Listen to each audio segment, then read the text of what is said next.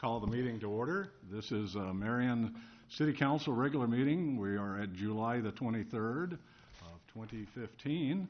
We'll start off tonight with the Pledge of Allegiance. I pledge allegiance to the flag of the United States of America and to the republic for which it stands, one nation, under God, indivisible, with liberty and justice for all. Roll call, Beth. Ms. Pazor. Here. Ms. Etzel. Present. Mr. Spinks. Present. Mayor Buska. Mr. Crawford. Present. Mr. Abou-Osley. Mr. Draper. Here. As per our practice, we'll have a moment of silence, so if you will pause with us.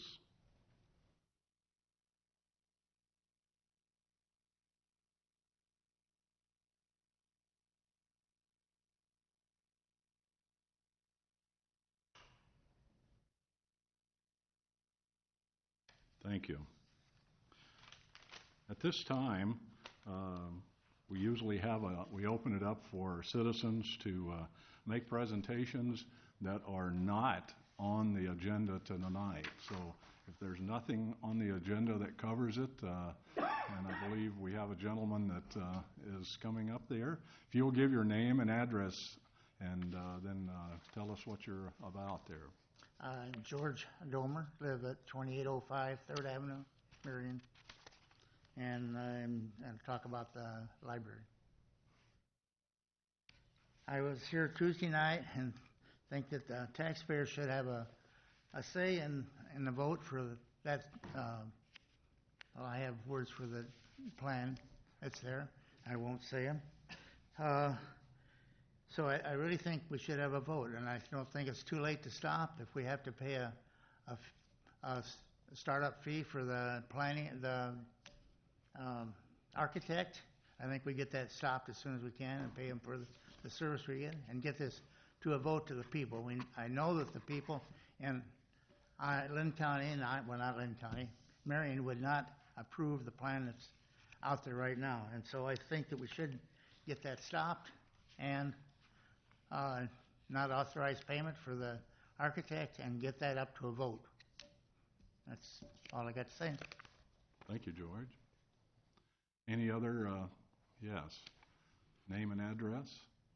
Hi, I'm Larry Sankey, 1580 3rd Avenue, Marion. I too agree that this library needs to be halted.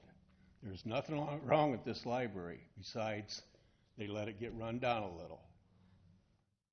And I don't know about how many of these buildings they're buying over here, but if that daycare center is one of them, that's Lois Foster's daughter, and she should not be on that committee. Thank you. Okay. Anyone else want to speak tonight? Yeah, do I? Mr. Hogan. Dwight Hogan, 1565 7th Avenue, Marion, Iowa. I was under the impression that Tuesday that the library director would be here to answer questions. He said he would. Well, I went through the Marion Times and found an article on December 15th regarding this library.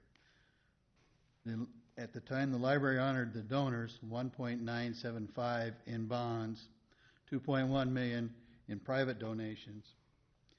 The new facility includes 24,500 square feet as opposed to the 9,000 feet of the old library, the Carnegie Library. It will have meeting rooms, enlarged children's facility, more computerized services, a separate information desk, as well as many additional parking spaces. Well, the new building there proposes, where's the parking spaces going to be?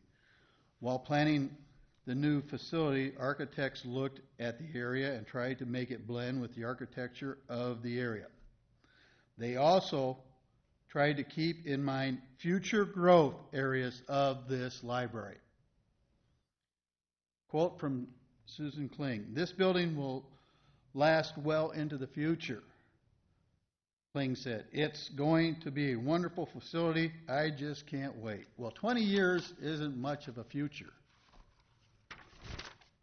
And I'd like to know why the original architect, Brown, Healy, Stone, and Sauer, weren't consulted before they went into looking at this. I haven't come across one citizen that's in favor of this. There have poor communications between, there's no transparency from that library board to you guys.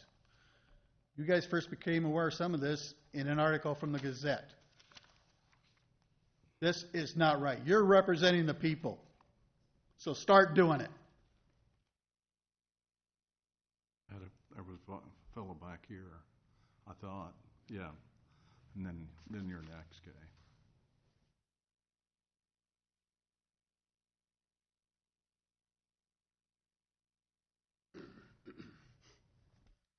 Mike Dooley, 3851 29th Avenue. New library. I don't want to beat a dead horse, but anyway, I'm a card-holding member. I use the library. It's a good library. And another nice thing is our libraries in the communities in metro area cooperate with each other. I check out books that has Hiawatha Library on it. I check out books that has Cedar Rapids Library on it. That's the way it should be. Never had a problem getting any books. Now the question is, do we want another monkey on the taxpayers' back in Marion? I'm sure some of you are aware or feel it, that the taxpayers, property taxpayers here in Marion are the highest in the metro area. The highest in the metro area. If you doubt me, contact the auditor's office. We might even rank up there in the top 10 in the state. We don't have to look, you don't have to look far. Cedar Rapids, I don't know, do we want to outdo Cedar Rapids? Their monkey on their back new library, the monument to an architect, is turned into a gorilla. If you read anything, what they're reassessing the property owners in Cedar Rapids because of that.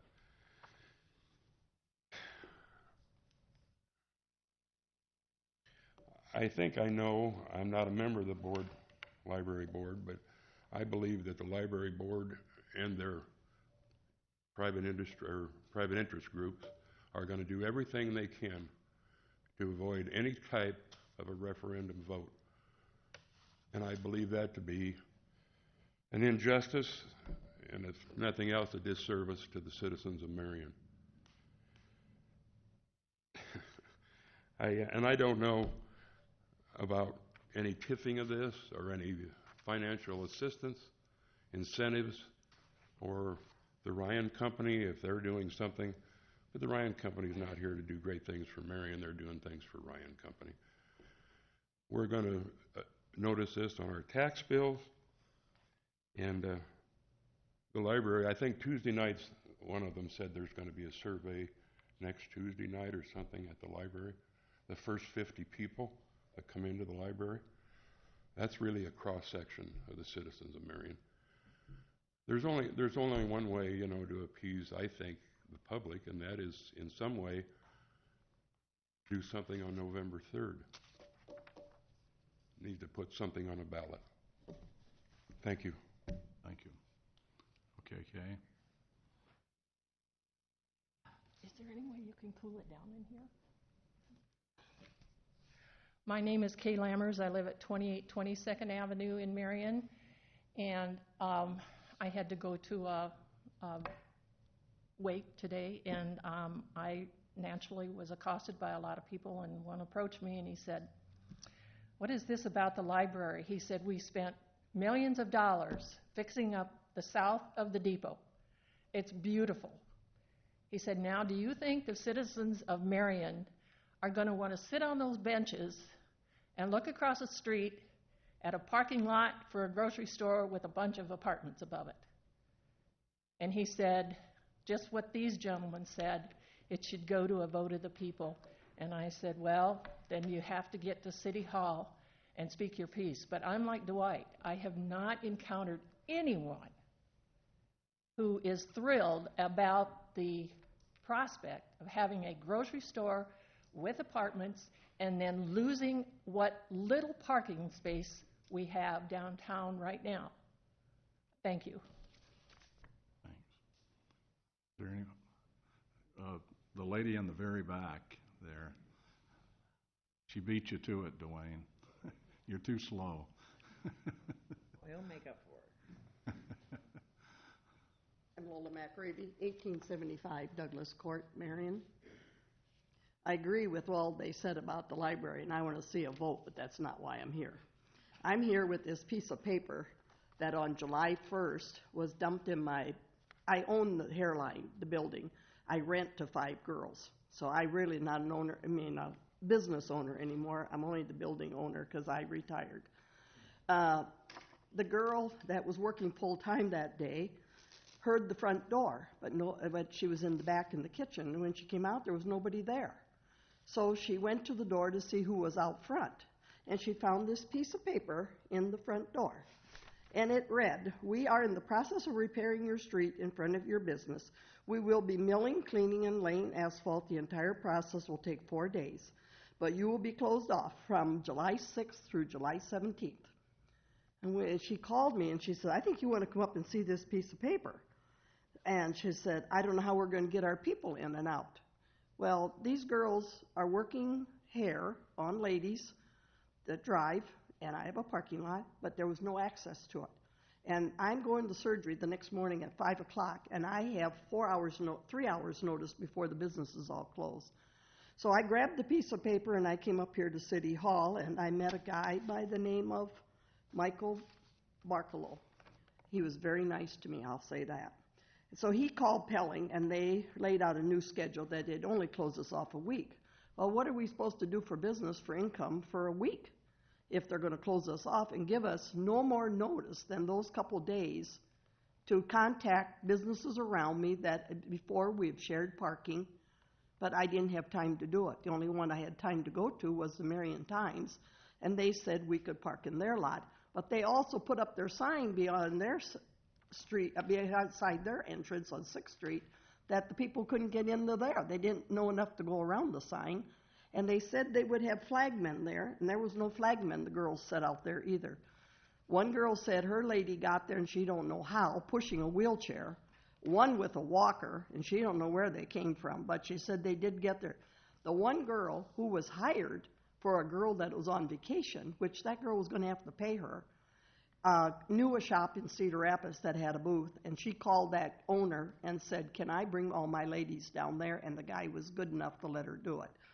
I really feel as a business, we should have been given some notice so that we could accommodate for our business, but we had none. And I couldn't be any help to the girls because I was in the hospital.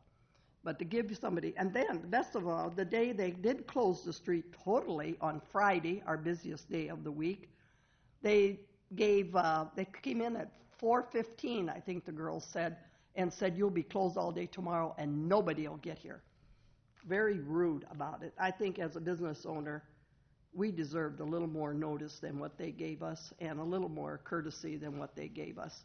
And I said, we do have a nice blacktop street, but we certainly got it under some pretty rude circumstances. And I hope you don't treat other businesses like that. In fact, one of the operators that works for me said she can't wait for her girl to leave high school, get out of high school, because she's leaving Marion because you don't have a voice here, is what she told me. And I said, oh. So Darren, who was the contractor for that? L.L. Pelling. L.L. Pelling. Yeah. Who is that letter from? Pelling. Oh, from Pelling. And Barlow called Pelling. That's when we got it down to a week rather than 2 weeks. Yeah. He was very helpful to me, but not enough to solve the circumstances. Is there something we can get to Pelling? I can't tell you that. I don't know what notices got sent out to the business owners. I wasn't on that project. I can find out for the council and see what prior notice was supposed to have been given or anything. I don't know. Yeah. Yeah, they got to do better than that short a notice, that's for sure. Yeah, sometimes, I mean, usually when they send I don't want to speak to that specific one, but we usually don't know until a week or two beforehand when they're definitely going to show up because of all the rain everywhere else and stuff. Right. They can't say, Yeah, I in understand that. January. We're showing up June 15th. So, but I'll find out what kind of notices they sent and we'll get back to you. Okay. Does Mike, he probably has her contact information? I'm going to guess he does, yeah. He was the lead on that So would you project. get back with her with what you Sure. find out then? Yep. All right, thank you. Okay, Dwayne.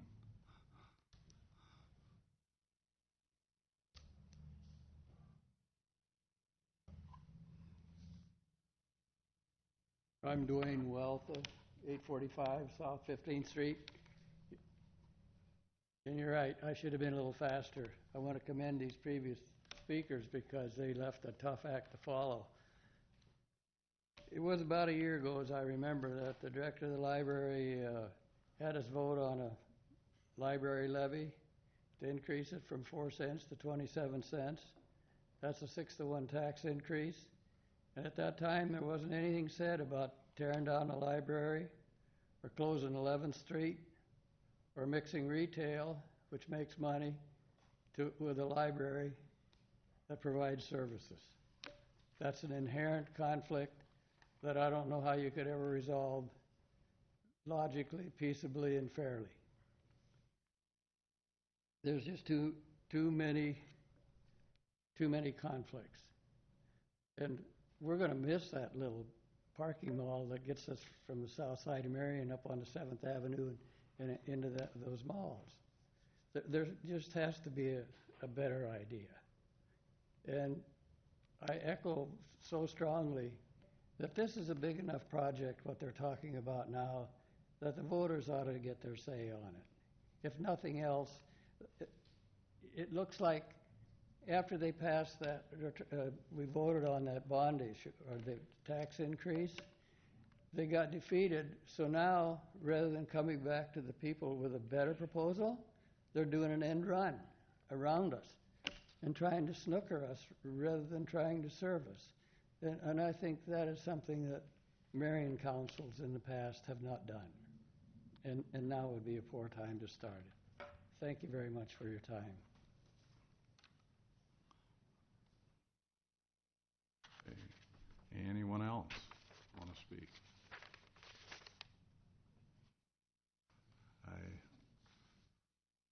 Oh, yeah, come ahead.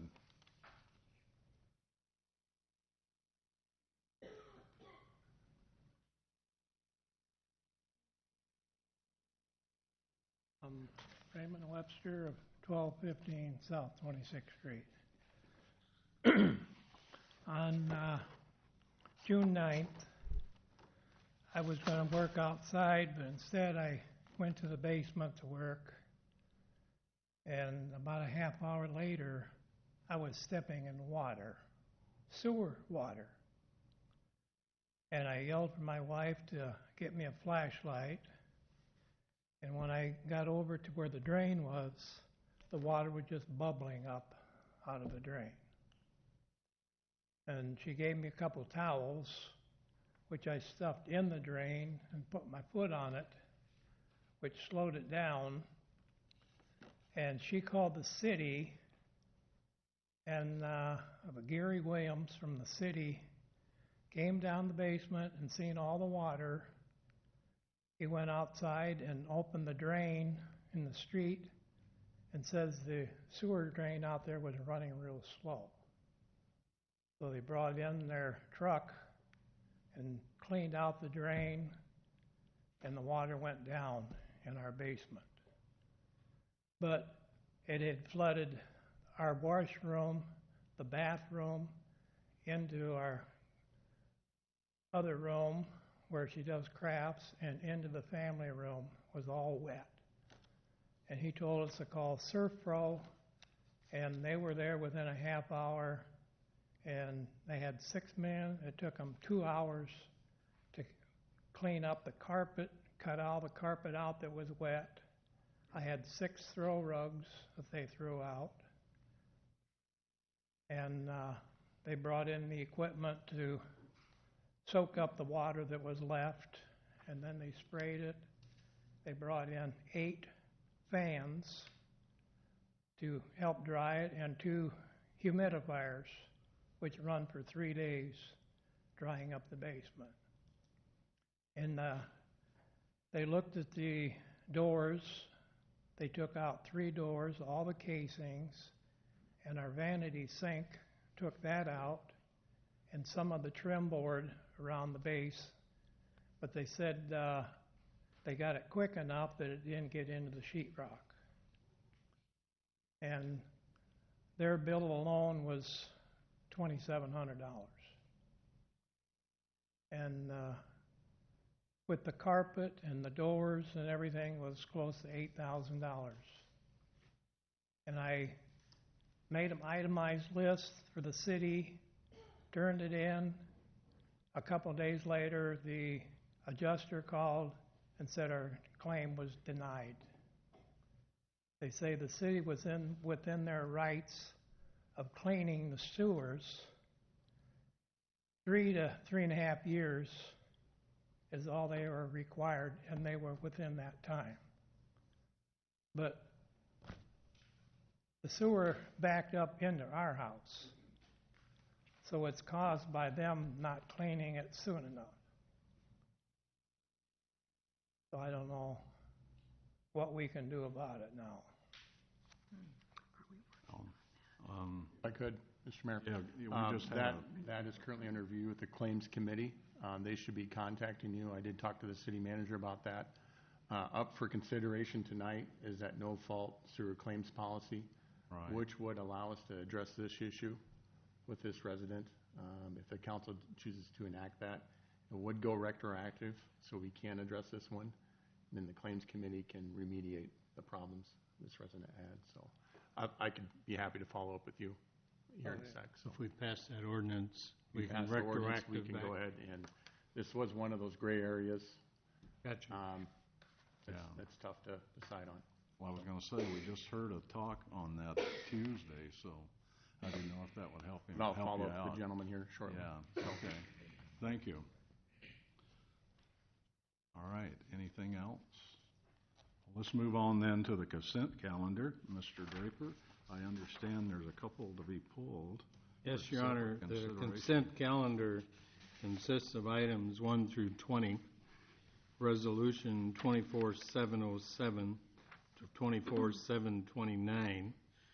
I have asked a citizen's request to remove for discussion item number 13. Other than that, I move approval. Item 16 for Pardon me, separate. 16 is another one. Please. Is there a second? Second. Discussion on those that, I don't think so. On, a discussion on the ones that you just read. oh, wait. Your Honor, we have a citizen, Well, we need to vote on these and then. I think we need to vote on the rest of them first, right? Yeah. We need to approve other than those 2 items. Right, that's what I'm saying. Yeah, okay, So you call got the a question. second? Then, all those in favor of the consent calendar, except for items 13 and 16, say aye. Aye. Aye. Those opposed? Okay, number 13 then. Somebody want to read that as a motion? Yes, this is a motion to receive and file correspondence regarding 29th Avenue wetland prairie and preventing tree infestations. It's from Aaron Eckley, 2995 26th Avenue, John Hanson, 2610 Northview Drive. Second. Moved and seconded. The individual out in the audience that wanted to speak on this? Oh, yeah. Yeah. Yeah, go ahead. Name and address and, I'm Aaron Eckley. I'm 2995 26th Avenue. okay, I'm John Hanson. I live at 2610 Northview Drive. okay.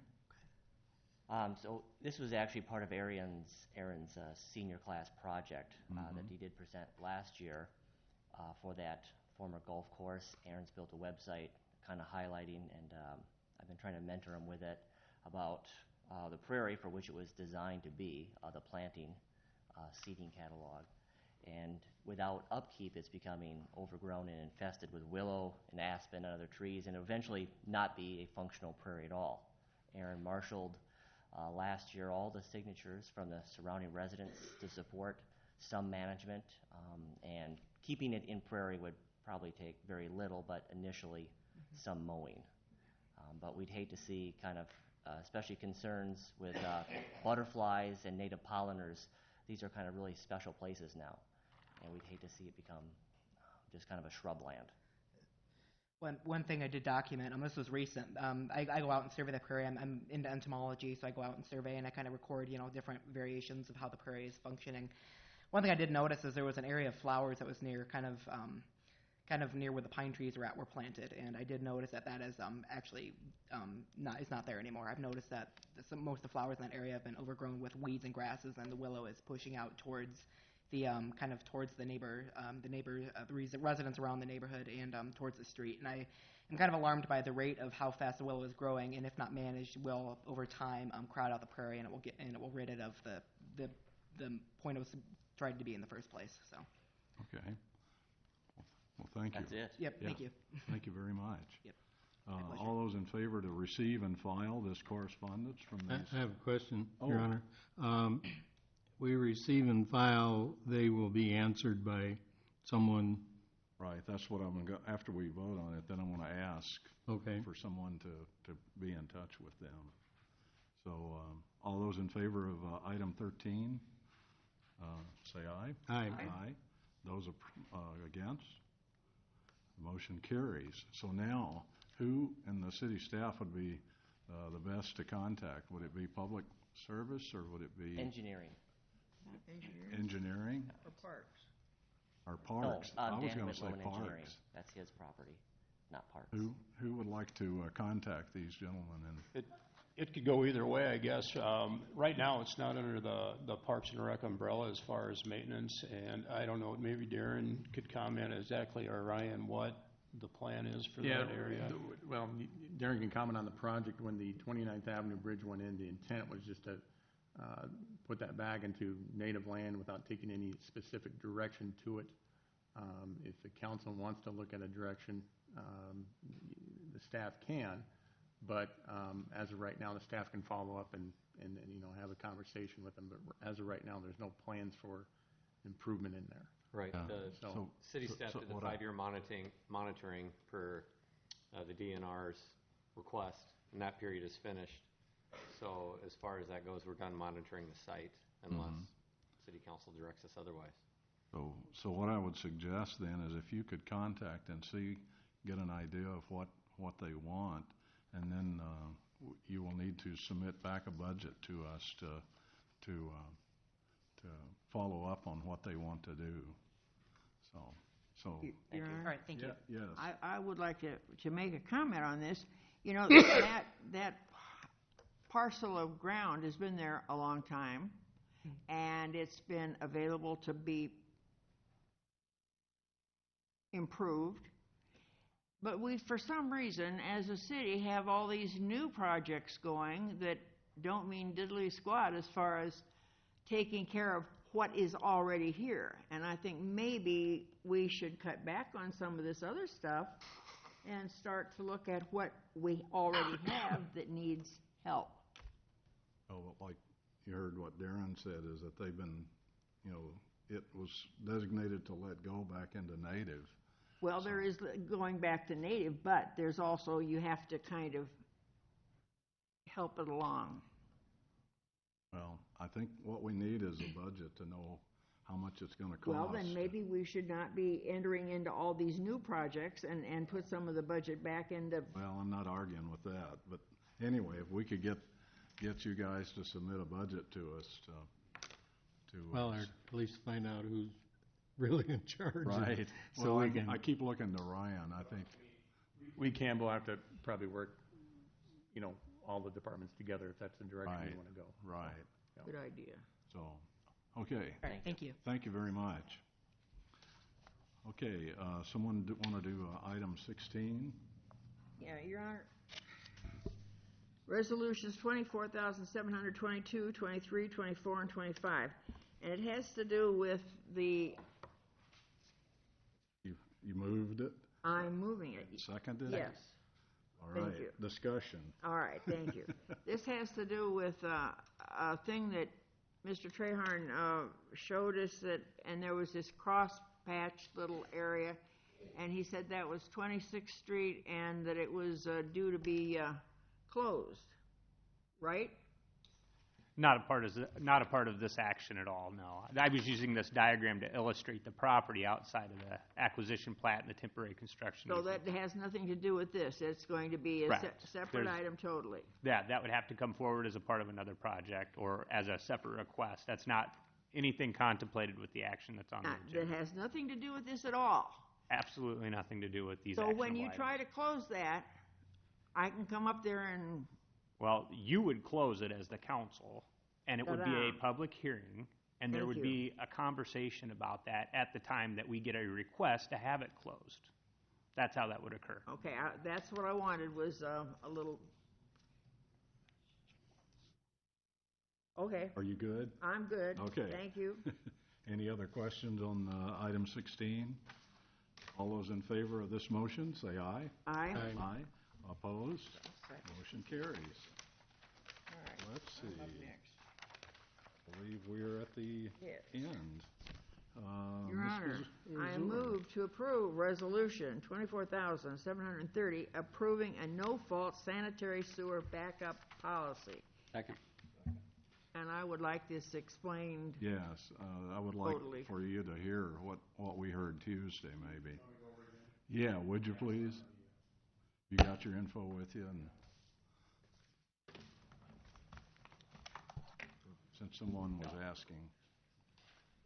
Thanks.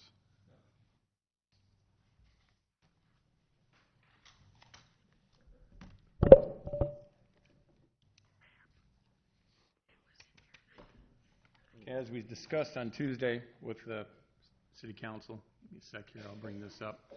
Gentleman behind me had some issues with his sanitary sewer where the public main, essentially we had a blockage in the public main backed up into the residence. Now typically when that happens, the city's insurance company is going to say, sorry, we can't do that. The reason why is that we didn't have constructive notice. There was not negligence on behalf of the city, and therefore, it's up to you to remediate the problem. I don't know if we're plugged in. Yeah, it's on. So, anyways, we're not plugged in. I'll kind of go over what the policy is. So, what has been going on is that we've had some recent court cases make some decisions about this, and typically, what the courts are finding out is that there are some gray areas of liability, especially when a sewer backup occurs and it goes into a resident's home. Yeah, the city's not negligent, but at the same time, they're not at fault. Therefore, the no-fault sewer policy provides a stopgap policy for the claims committee, in this case, would review each individual case as it came into the city.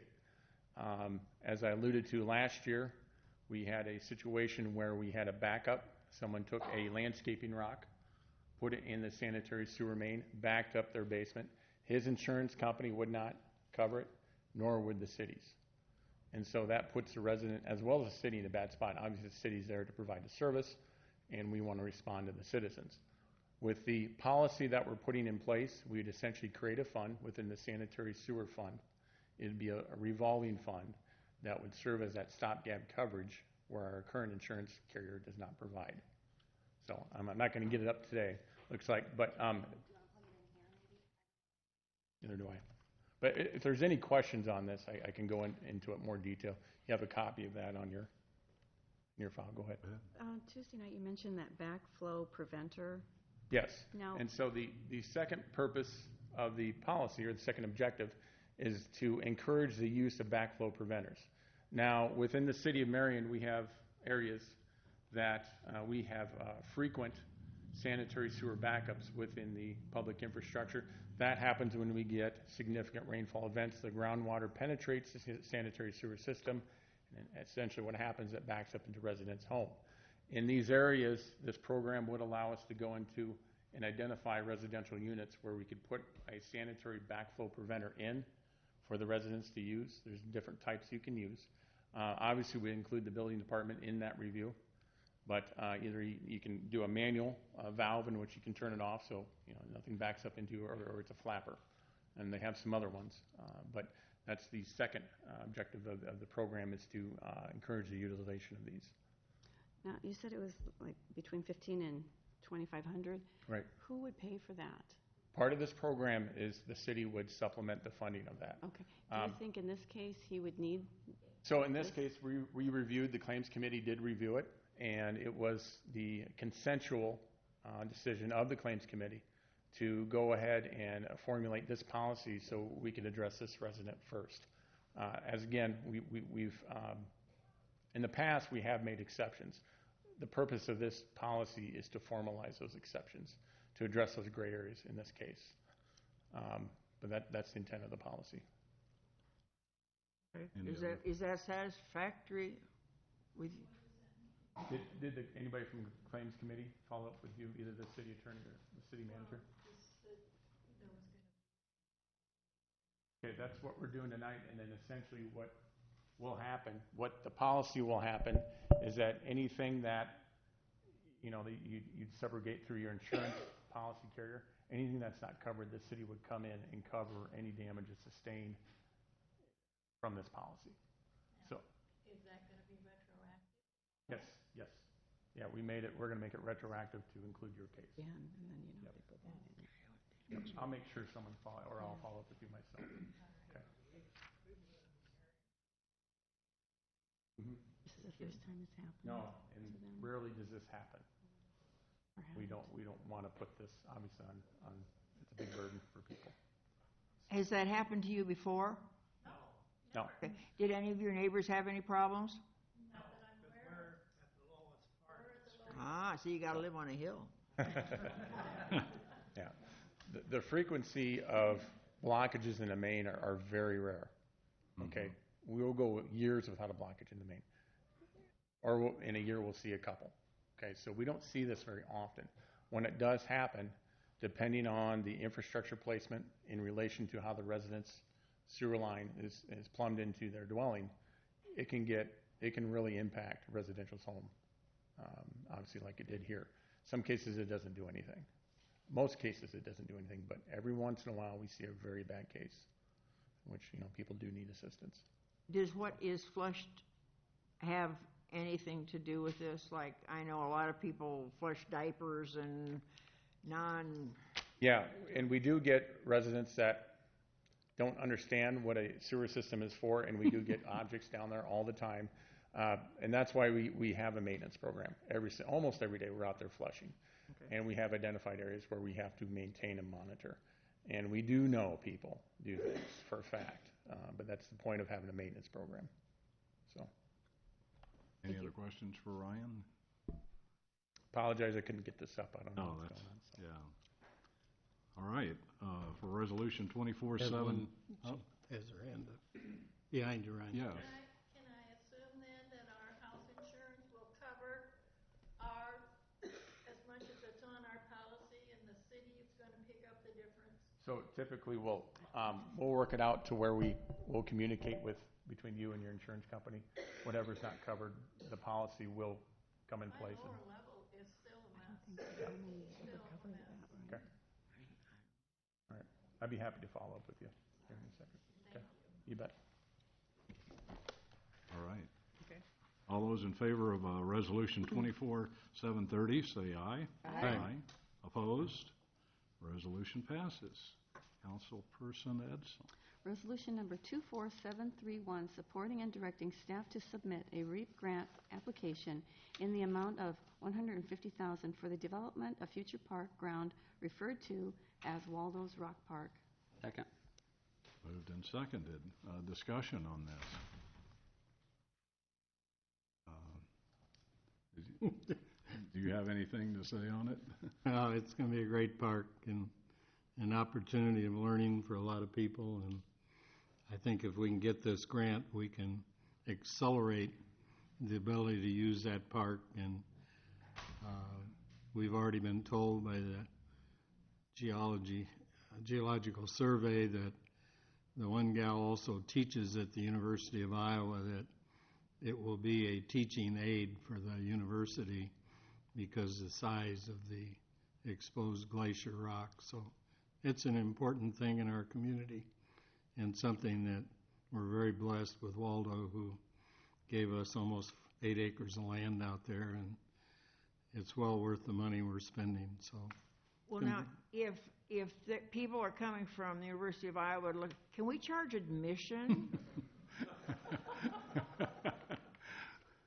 Well, you could maybe set up a beer stand out there. Oh, No, it's going to be a great park. Waldo should be thanked by everyone who sees Real him. quick, Mike, kind of run through, it's got parking lot and trail and... Yep. What we're applying for is a resource and enhancement and protection grant through the Iowa Department of Natural Resources. The project that we're putting together for the future park out that's off of Partners Avenue in the light industrial area, the Medco development. There's a retention pond out there in that area now, and we're actually going to make the pond to where it's available for fishing. We're going to have a loop trail around the pond. There will be a pavilion. There are also a trailhead connection to the Grantwood Trail system, 20-stall parking lot, and paved road into the park also as part of that. One of the great things about and also what Paul's holding up there, a glacial erratic or boulder or rock, depending on how you want to look at it. The great thing about the REAP grant is that for parks and open space, it's a 100% grant.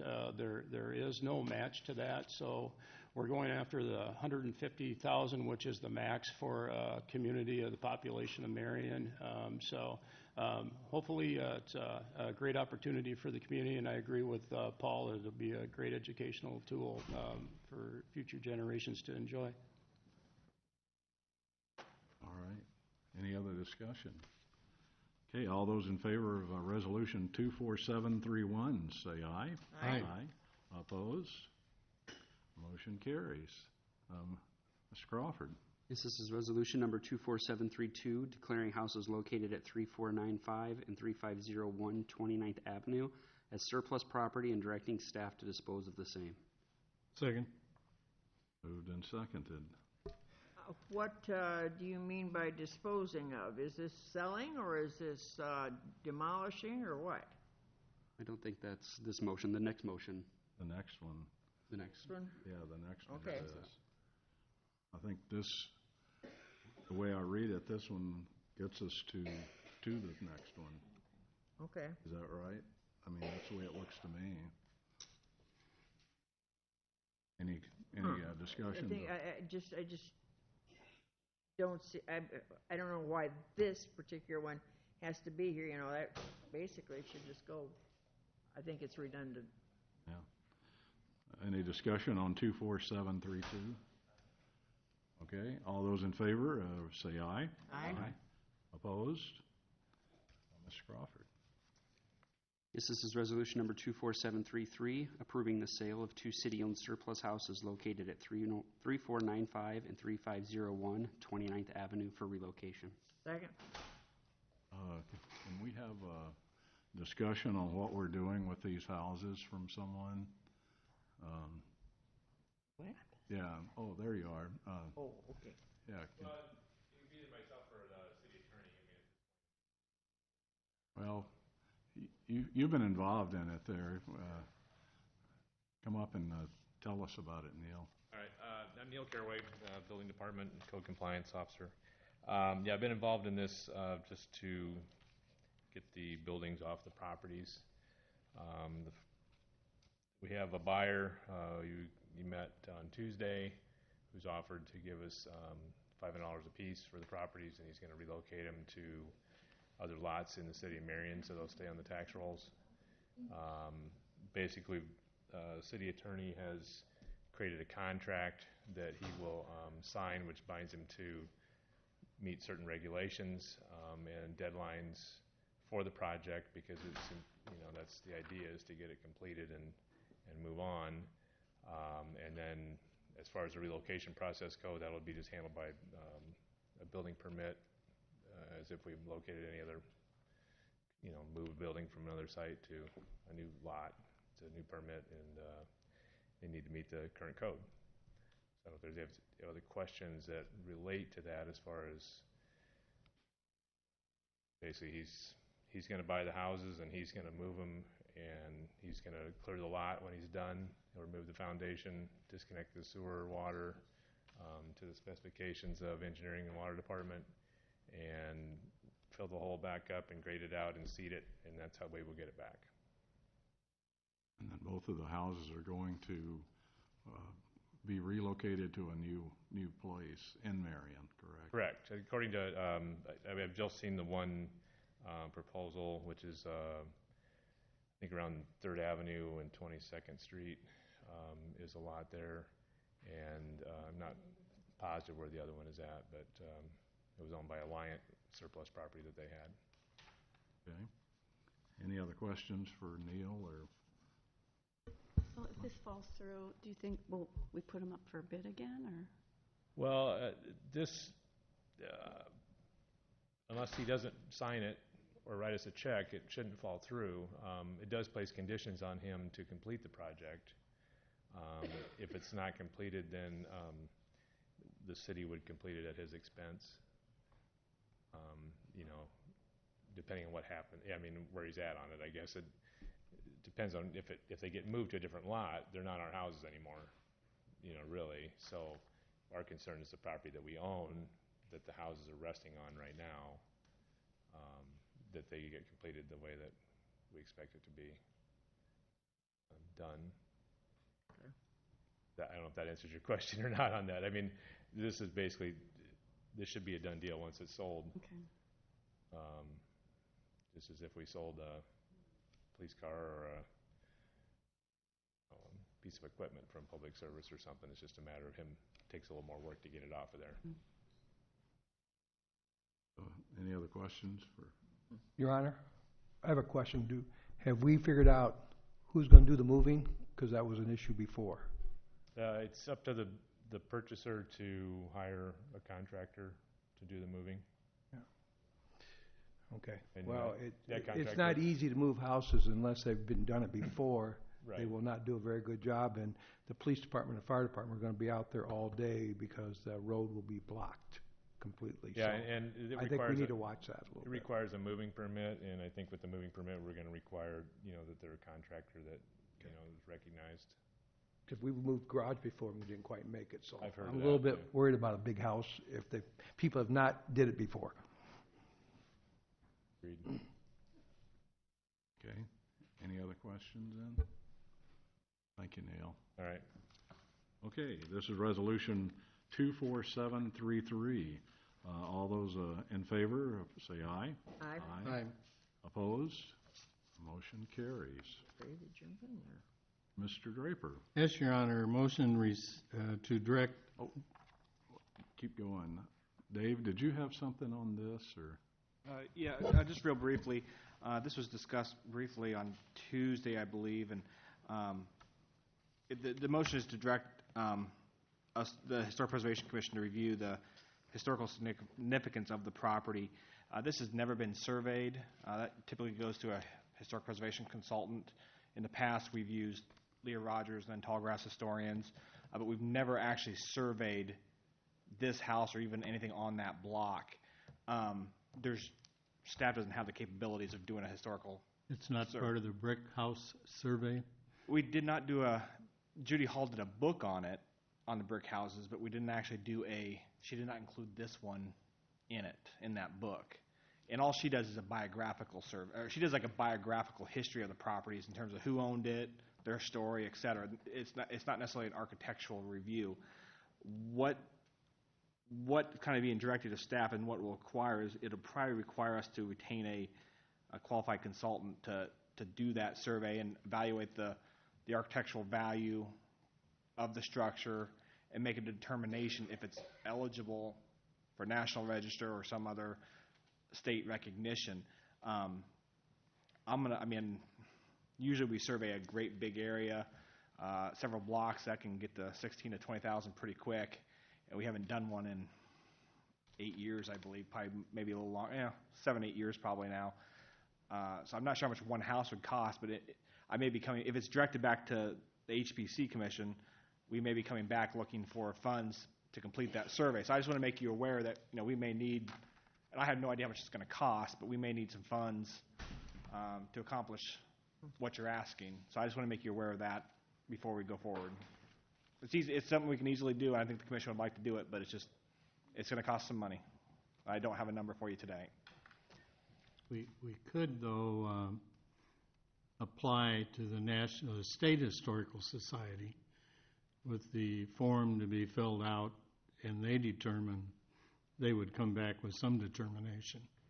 I think that still takes a qualified consultant to make that application, that's my understanding. I've never personally done one or been through it, so I'd have to check with some of my local resources on how that's done, but I'm just worried that we're going to be looking for some money from you, and I don't know what it will determine. I mean, it'll determine it's an old structure, but I'm not sure if it's going to come back and say it's historically significant anymore. There's been additions. There's not a lot appropriate with the building anymore other than just the general exterior, but it's been modified quite a bit. And I'm just worried we might be chasing some money, throwing some money at it and not coming back with. But again, I just want to make you aware it could cost some money to do this. So We don't have the staff to have that background. Do we want to table this, or do we want to go ahead with the motion? I mean, I can go out and get a couple quick estimates from a few folks and bring a rough number back before you proceed. I'm not sure on the timing of what you guys are looking at. So, Your Honor, I move that we table this motion and direct staff to. But you don't study have a the- motion. Well, You make your motion first Yeah, and make the then motion table. first. motion directing the Historical Preservation Commission, HPC, to review and report to the historical significance of a city-owned property located at 1543 6th Avenue. Second. Okay.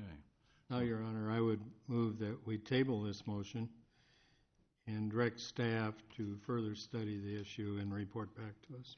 Second. Okay. The thing that just astounds me, I don't know how much traveling you've done on the East Coast or in the South, but they preserve stuff. And for some reason, Iowa is terrible. And the houses in Cedar Rapids that have burned down accidentally and things is just amazing because they've lost a lot of history. And I don't know, I think this is a good idea. Okay, we have a motion on the table to table this item for further review. All those in favor? Aye. Aye. All those opposed? Motion carries. Your Honor, I move to approve the second consideration of Ordinance 15-18, amending Chapter 157 of the Code of Ordinances related to storm water utility. Second. Questions? My only question is, we're changing significantly the thing a little bit, and are we going to have properties that are significantly higher than Cedar Rapids now under this new program? Are we going to have a Linn-Mar High School that's now going to be $6,000 and things like it would have been under the original plan? No, the maximum and the staff report is capped where the maximum is for Cedar Rapids. When they raised theirs, that's when we brought it So back ours to would raise stay ours would not be higher than C. We're basically following them around, yep. Our suburb goes up, we go up. That's what it seems like, yeah. Thank you.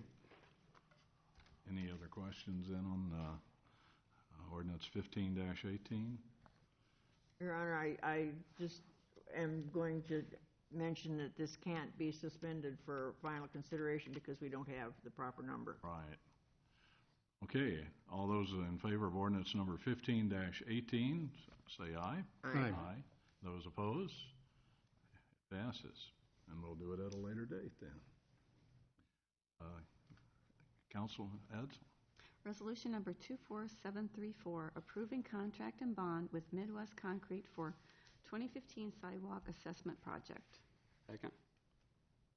Okay, you want to give a quick, what all are we doing on the sidewalks this year? Sure.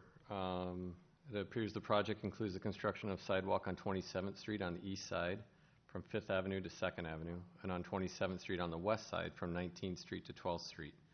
It includes about 6,500 square feet of 4-inch sidewalk ramps, and associated work. The work would commence no later than August 3rd, 2015, and be completed within 40 working days. Okay. Any other questions? Okay, this is Resolution 24-734. All those in favor? Aye. Those opposed? Motion carries.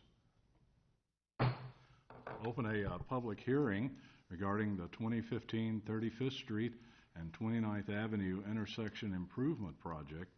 Now, what this is actually looking at doing is we're looking at the contractor that will do this project. This project has been approved already, and so what this is doing is approving the contractor that had a bid to the city. So would you give us a little rundown? You are correct. This is accepting the bids and awarding the contract to Eastern Iowa Excavating for this 2015 35th Street and 29th Avenue intersection improvement project in the amount of $255,366.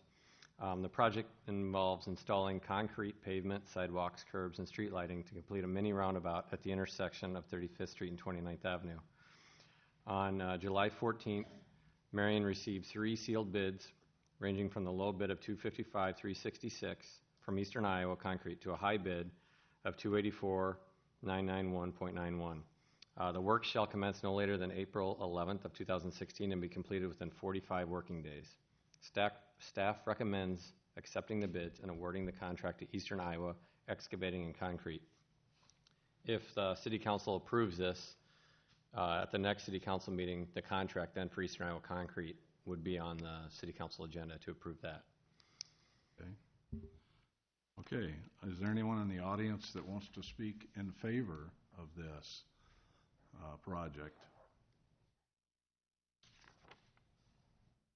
Okay. Anyone want to speak against this project? Yes, sir.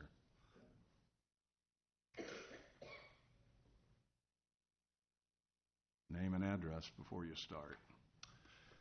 My name is Charles Knutson. I live at 2835 24th Avenue, Marion. This whole project, about 8 months ago, I started asking questions about a purchase of homes, why they were being purchased, why those purchase prices were not part of this roundabout project.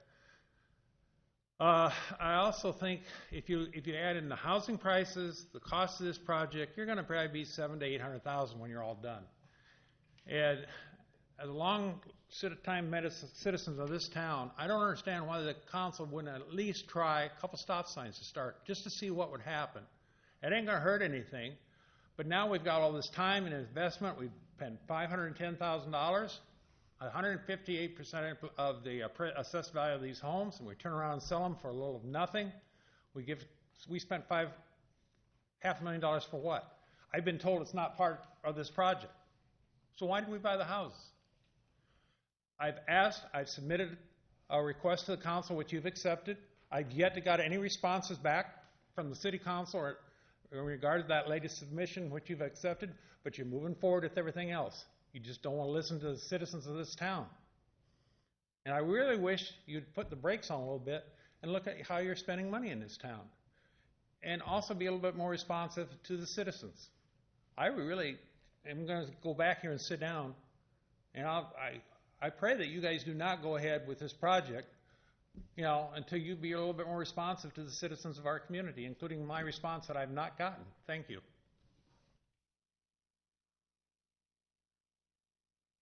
Anyone else speak against this? Yes. Over here. Now, I'll let him go on, but this is for the contract to this. I realize that. Okay. It's going to be short. Yes. There's, like I said before, there's working families out here in Marion that are trying to raise, Mike Dooley, 3851 29th Avenue. Thank you. That are trying to raise 2.5 kids, and they're pretty busy, both working. They have no idea what some of this stuff is, what's happening. They haven't got time to attend council meetings. With all due respect to the Marion Times, it's a nice periodical. I enjoy it. we need more vehicles for information. Some of these people are upset. I've known about the $500,000 investment in a $100 revenue return, but there's many people that don't even have any idea as to what's been going on. And there's been other buildings that have been built in this city that deals have been cut, and they knew nothing about it until it's done. So I just was asked that maybe we look into the possibility of the Gazette contract with our minutes of our council meetings. Thank you. Anyone else want to speak against this project? That wants to actually speak to what we're actually doing on this? I mean, I appreciate both of your comments, but they were not directed at what we're talking about for what we're voting on tonight here. Yes, ma'am. So you understand that what we're trying to do is vote on the contract. That's what we're trying to do. Well, actually not. Yes, it is. It says, Joe, read it. It says public hearing regarding 35th Street and 29th Avenue intersection improvement. You've never Right. had a public hearing. This is the public, and they're speaking. Well, I'm letting them go, but that's what we're voting on. Yes, the contract is the next one. Okay. Hi, I'm actually covering this for the Marion Times, and so if anyone has any input that they would like to put in to add to this, they can either talk to me later or come to because I would like to know, and I think that the readers would like to know about this subject, because I actually drive for Linmar as well, and those roundabouts are not all that easy. So I just thought I'd put that in. Could I have your name and address, please? Yeah, it's DJ Kaufman. Yeah. 2550 17th Avenue. Thank you.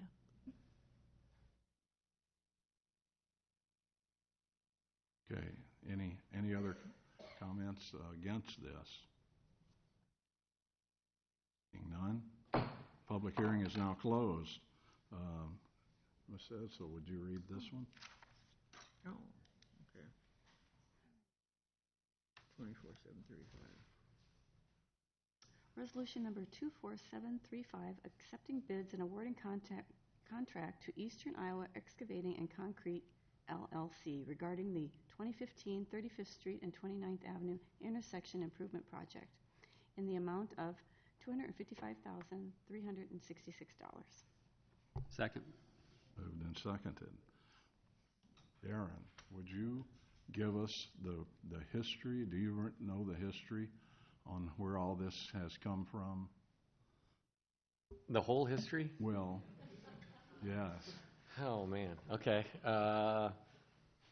The residents of Summit Point, I think that have come twice and expressed their concern with trying to cross 29th Avenue going south on 35th Street, and thinking it was a dangerous intersection for them to cross.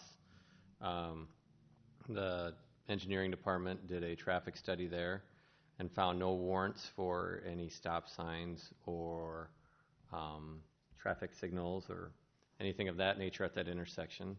And the city council responded back that they wanted a solution study. There was four.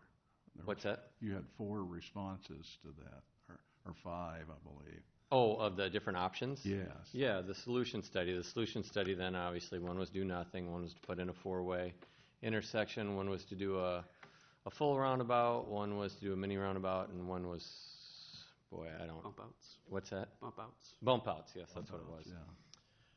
So the city council debated all the options and chose the mini roundabout option, and the city then, with the help of Shive Hattery, got traffic safety funds to help with the paying of the project in the amount of $164,220, and where we're at now. So as part of this $255,000 or $255K, we get $168K. I think it's 164. I tried to pull up the We didn't have it in the memo, and I tried to pull up the IDOT agreement, and that's what they have right here. So unless I'm looking at the wrong agreement, that is the correct amount, and that seems right to me. Okay, and also speak to the fact that a four-way stop, we would have still, from what I remember, we were briefed, the four-way stop would still require purchasing these homes to keep the blockage from the driveways from occurring. Yeah, we get quite a few complaints about blockages of driveways, say even at Indian Creek and 29th, which moves much quicker than this one. The traffic on 29th Avenue is so much greater than 35th Street that it would just back up a long way. I can't remember how far it was now in the traffic study. I didn't read it before I came here. So, but yeah, the many driveways would be blocked, and I recall at the time some city council members just want to throw up stop signs quick. And Right, then that was but to decided do not that, to you would have totally blocked the two homes. They would have never been able to back Right, out. and the people in those two homes came to the city council meeting and said, please don't do that. Because we'd never be able to get in and out. And then the traffic signals were, if I remember, 500. Yeah, they're very expensive. Yeah. Plus the houses would still have to go. So that's where we're at today, and so that's why we're doing. Joe, also at the time of that study, there was a significant amount of discussion about that intersection and the future of what that intersection will be. 35th and 29th Avenue is going to have traffic in a lot greater amounts based on our population growth. The mini roundabout will be able to handle that traffic for quite a bit of time. The four-way stop during peak hour traffic would not have accomplished anything at peak hour times. The backed up traffic would have done just what Darren was saying. When the owners came to the city and asked the questions and were concerned about that, the conversation was, this is only going to get worse, this intersection. Whether it's stop signs, roundabouts, whatever the traffic mechanism is going to be. And the one owner's house was for sale. And that's what was kind of the driver is, well, this ultimately is going to have to be purchased at some point, regardless of the traffic device that's placed there. So that's why the conversation started with, let's acquire the properties now. If we do it in 5 years or 10 years, those properties are going to increase in value. So why we had willing buyers and participants, it made sense to move forward in that direction. If we would have held off and did this when we need the properties as a part of a larger project, we'd be in the situation that the council has been very concerned about it, and that is like at 7th and 7th, where we're going in, we have to pay for the property, we have to relocate, we have to pay a housing relocation or a disposition based on a new home. So there's a lot of other things that would come when that intersection is improved. And at the population, we're growing, some years it's 6, sometimes it's 8, sometimes it's 1,000 people a year. That population growth happens quickly, and this intersection is going to be one that's going to be feeling that pain. So to move now when the property owners were willing to sell makes more sense in the long run, because we would pay for them who knows how much over in the future. So that was some of the logic going through, and that was discussed at the council meetings at the time the offers were being contemplated. So. Mm-hmm. So that kind of clears up a little bit of why we're at this point today. And I know you're shaking your head, but that's why we're at where we're at. So anyway, any other comments from council? Yes. Yes, ma'am. Absolutely. Okay. When this whole thing came up, to the best of my recollection, those two houses were purchased because of the roundabout. It wasn't for future movement of traffic. Secondly, what's going to happen when Tower Terrace opens up? A lot of that traffic is going to go. And I'll tell you, there's one thing I really have a question about, and that's this mini roundabout with this raised center with school buses. How many little kids are going to be sitting in unseat belted seats that are going to fall out of their seats when they hit that roundabout, and the damage that's going to be done, and I would think potential lawsuits. Now, I don't know how much the city can say, oh, it's not our fault, it's the bus driver's fault, etc. But I really question the safety. Okay. Anything else? Anyone else? Yes, Your Honor. I got to have a copy of the June 18th, 15 council meeting, at which time the motion to approve 4 items, which included the project engineering, the design, and what have you, for the roundabout, was voted upon. Councilmember Pazur spoke in opposing the project. Roll call vote. The yeas were Edsel, Spinks, Bushka, Abelasili, nays Pazur. It was the only meeting that I've missed all year. I hated it because Waldo's Rock was also at that meeting. And we have some absentees this evening. And I would like to move that we delay the vote on this until August 6th. That wouldn't hurt a week's time, 2 weeks' time. I think we have the bid, and I can tell you that in the world I live in, if we listen to the people who put me in this seat, they're 98% opposed to the roundabout. I have wrestled with roundabouts. I went to Wisconsin today and drove around 12 of them just to see how safe they are. To me, they're very pedestrian unsafe. This one seems to be large enough in the middle for a bicycle or someone with a stroller. But I would like to delay the vote until we have a full council, because I'm going to be sitting down here and you're not going to like the way I vote. So are you make a motion then to? That is a motion. Okay. To delay the vote till the 5th of August. And the reason is to just till we get a full council? Yes. Is there a second? Second. Discussion on the delay. I just have one question, Darren.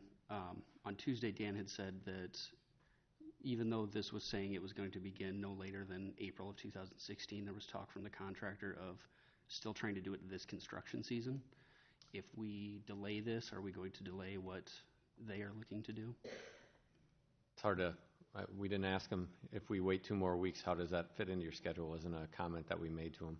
Okay. I don't know if they have another project then that they would bump up and this moves back. I have no idea how to answer that. Okay. Thank you. Maybe they'd reduce the engineering estimate.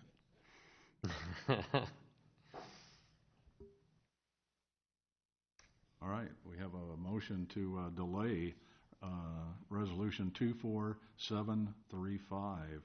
All those in favor? Aye. Aye. All those opposed? No. It passes. So it passes. Okay. Oh, did you put a date on that? Yes, Your Honor, I did. August 6th, I believe, is Okay. the Did next you get full that, council meeting. Okay. Just making sure we're covered on that. Okay, go ahead.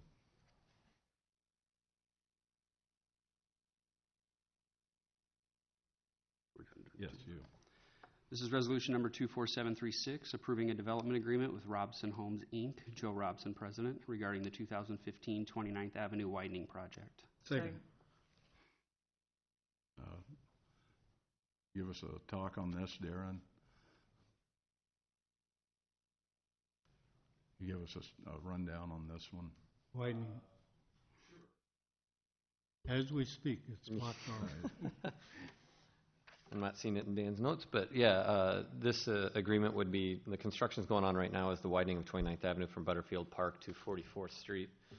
With this agreement, we'll be putting in the 8-foot trail and finishing the improvements between there along Joe Robson's property that abuts Butterfield Park. Without this agreement, we could still widen the road, but we couldn't finish out the trailway and all the amenities on what is now his property. Okay. Discussion from council on this? Okay, all those in favor of resolution 24736, say aye. Aye. Those opposed? Motion carries. Mr. Draper. Yes, Your Honor, resolution number 24,737, establishing one residential parking spot located at 975 6th Street. Thomas and Militia Straw, who live at 975 6th Street. Second. So what was the engineering when we talked This about was sent to TAC for the request of one residential parking spot. TAC does not recommend establishing the residential parking spot for one individual owner in a public right-of-way. There's no past precedent to do this, and I don't know how it'd be enforced. Okay. The straws here. This was the problem where commercial vehicle or... The daycare. Yeah, we're parking in that. Okay. We do not have in Marion a private residential parking ordinance of any kind. Thank you. Any other discussion on this? So a vote, the way this is read, a yes vote would make that, and so a no vote would turn it down, would Yes. follow your recommendation. So all those in favor signify by saying aye. All those opposed? No? No. Resolution did not pass. Mrs. Pazur? Yes, sir. I move to approve Resolution 24,738, establishing parking space on 13th Street for property located at 1308 8th Avenue, from J. Lennox at 2003 Scales Bend Road Northeast, North Liberty. Second? Again, Yes, this was also sent to TAC. The TAC committee recommending not installing or establishing the parking spaces on the east side of 13th Street for a variety of reasons, including the businesses need to provide their own off-street parking. They only have 4 right now. If you go up and down 13th Street, there's no parking all the way on the east side of 8th Avenue. TAC was okay with establishing some no parking spaces on the west side of 13th Street adjacent to this property, reducing the no parking zone from about 150 feet to 80 feet. The city council, we could, if the city council denies the resolution at hand, they could bring back another one. You'd have to talk to city council or staff about how you'd bring that back to go that way, or at a future council meeting, we could bring it back to establish the new parking zone, depending on how city council would like to do that. We didn't add it to the agenda to add the parking to the west side. okay. But that's what we discussed on Tuesday. Right, and it didn't get added to the agenda, so if that's the direction council wants to go, they would have to deny this one, then Right. bring back a motion now to approve that over to their side and go that route. Is that the wishes of council then to? Well, the parking lot to the east is the bank's parking lot. Yes. Yes. To the west? To the west. To the west, I'm sorry. Yes. I know that Wendy Martinson rented an apartment, and she had a place to park in that lot. So apparently they can use 4 places or something in that lot. And 13th Street is not that wide of a street to have parking near the corner where their business is. They do have 2 parking places probably in the drive in the back, I think. Yeah, I think that's where they have 4. And we still would not like parking up next to the intersection at 8th Avenue, but we feel like moving it 80 feet north would be sufficient for sight distance. And Yeah, okay. Well, I went down 13th Street, and there is no, there's parking allowed on both sides of the street north of 9th Avenue. So this does not enter into one of those streets that parking is taken off one side of the street, so. No. Just wanted you to know that I do drive these streets. I would hope so.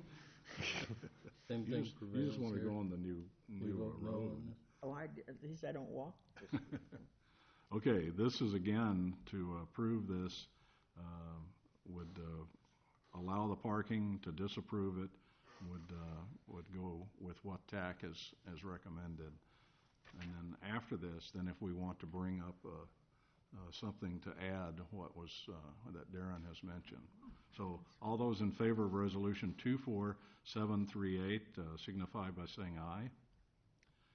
All those opposed, no? No. No. Okay. Now, will somebody bring up to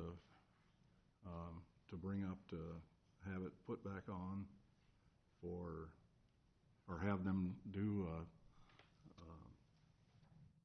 Okay, Your Honor, I move to reestablish another resolution to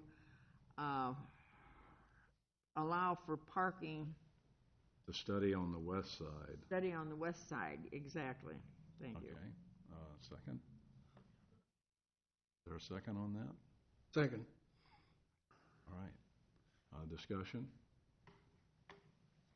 All those in favor? Yes. Well, the one thing I would like clarified is that you're being consistent with the 80 foot from the intersection, so that we have that in the Right. resolution, so we know where to put it. Yeah, well, by giving it back to TAC, then that will be their recommendation back to us, correct? Hey, Joe. Guys? I think you need to listen to the city attorney here first. You're getting me excited here. I think you're trying to vote on something that you don't have on the agenda. Right. Am I missing something here? Well, I think we're directing staff we're directing. to put Just something on direct them, file. but you don't take a vote. Okay, Yeah. Okay, all right. Thanks. all right. Oh, way to go, Annie. Just stay in there. So you just direct engineering to put that on the next time. Okay. Yeah, the lawyers take all the fun out of this. We are the land of no. Thank you for keeping me honest, though. And thanks, Darren. Okay, Councilman Edsel. Ordinance number 15-19, amending section 176.36 zoning board of adjustment of the Marion Code of Ordinances to establish alternates to the existing 5-member zoning board of adjustments. City initiated, second consideration. Second. Yeah, so what I understand is this is to allow the Board of Adjustment to have backups in case they have absentees. Flexible members. Yes, so plus more members, because they had an instance where they needed an important vote and there wasn't enough to vote on it, so. I have a question. Now, if 5 of the members are there and two of the alternates are there, the alternates do not vote? Correct. It's just the regular 5 would fill it, and just the alternates would be called as needed. They are welcome to attend the meetings and listen in, though. Okay. Any other questions on ordinance 15-19? All those then to approve ordinance 15-19, say aye. Aye. Those opposed? Carries.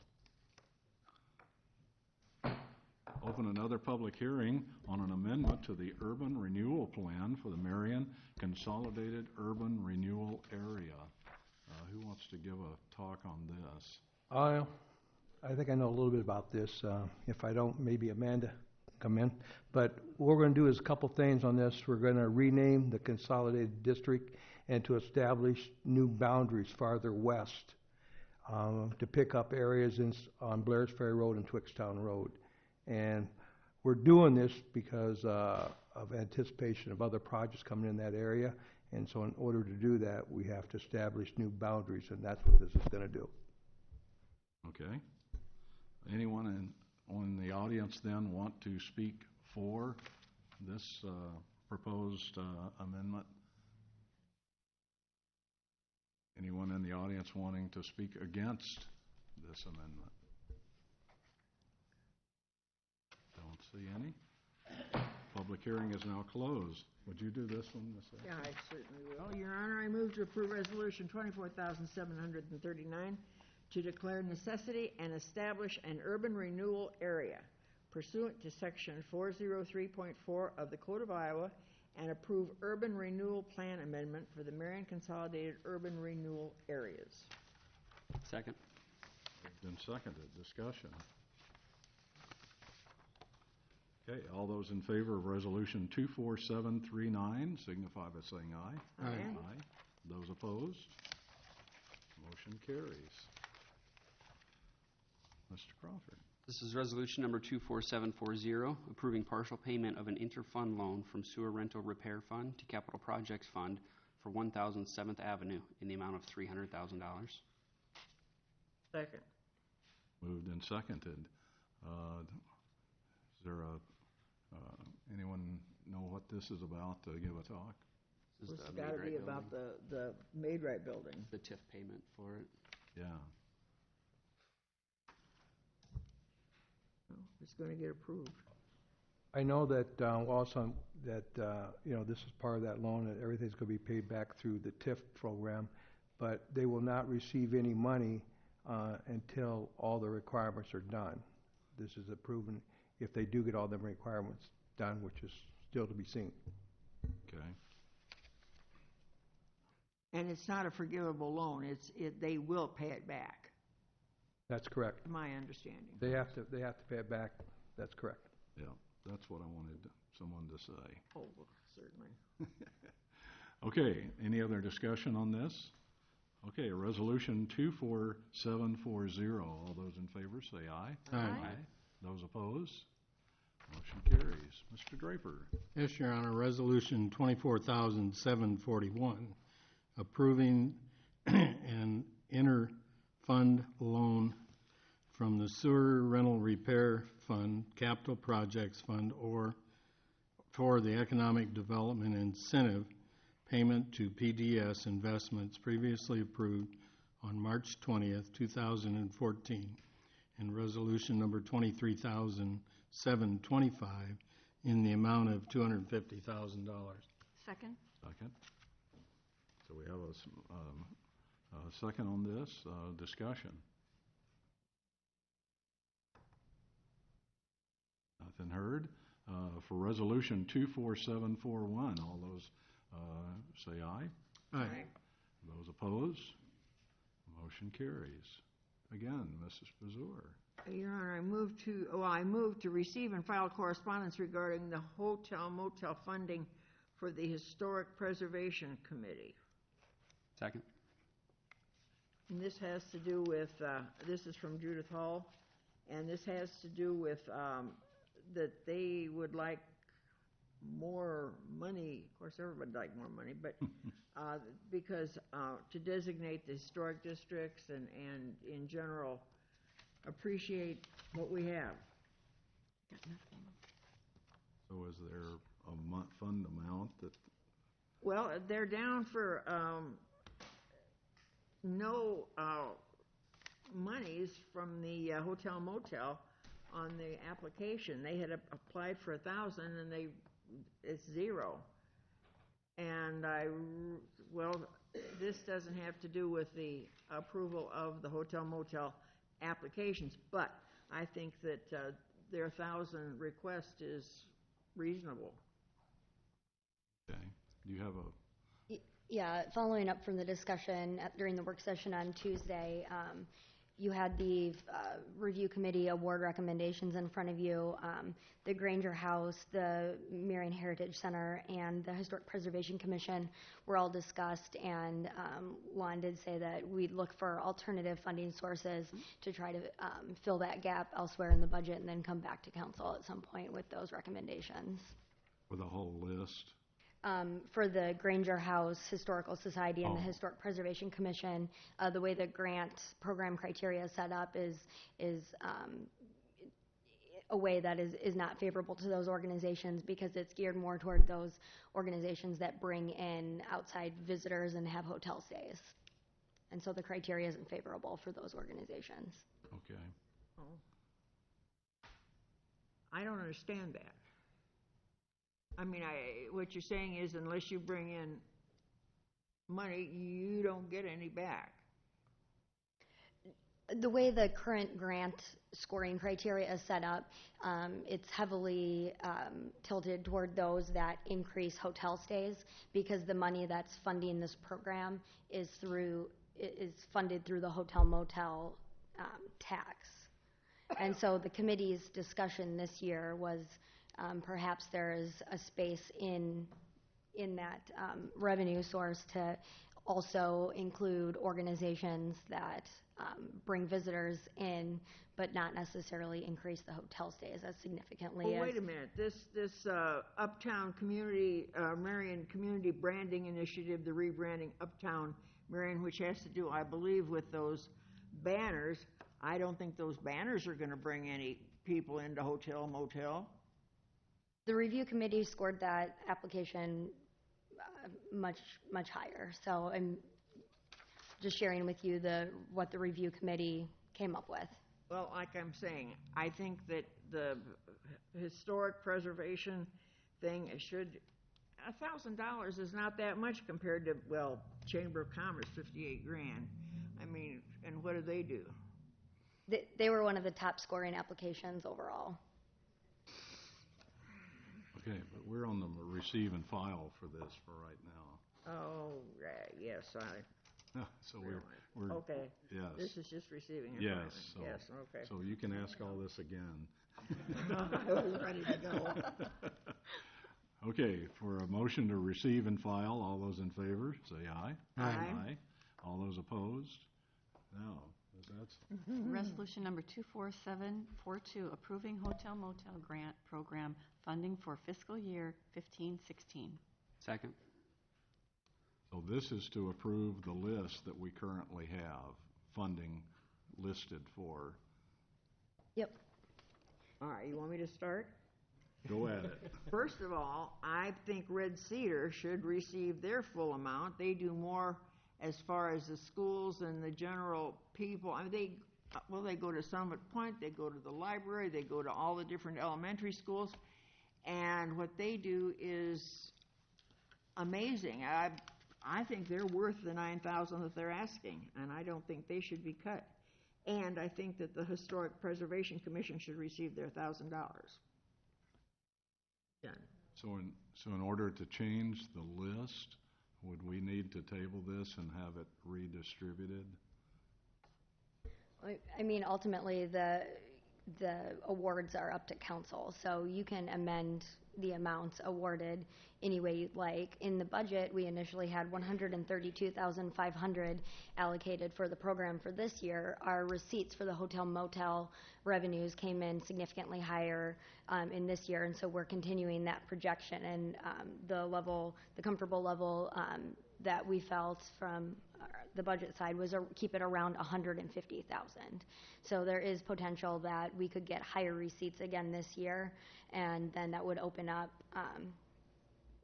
the ability for additional funding to be awarded later on in the fiscal year. Well, there's $50,000 that's not being used, it's just sitting there. And I think in this discussion, I think we still have to remember the whole point of the hotel motel grant, which is to drive hotel stays, like we were saying. And as fantastic as the Red Cedar Chamber is, its involvement with the schools and Summit Point and organizations like that does not drive hotel stays. Similar to Historic Preservation and Granger House, as much as I love those organizations, they use it more for day-to-day operations. So I agree with what we had talked about on Tuesday, looking for another funding source for them because they are a very valuable asset to the city. But this funding source is specifically for hotel stays. And I think in a lot of ways we have moved away from that in a lot of our funding. And the reason that this fund exists is because of hotel stays. So you have to continue to drive those hotel stays to continue to build the fund. But when you have something like Red Cedar Music, which is an internationally known organization, and they're based in Marion, Iowa, I think you reward them. And whether or not they further along the hotel motel amount of money that comes in, I think that's irrelevant. And I think if that's something that we want to do, that's a discussion, but that's a discussion for a different funding source. This is a funding source that is very specific. Traditionally, they have received what they've asked for. In the last 2 years, they have not.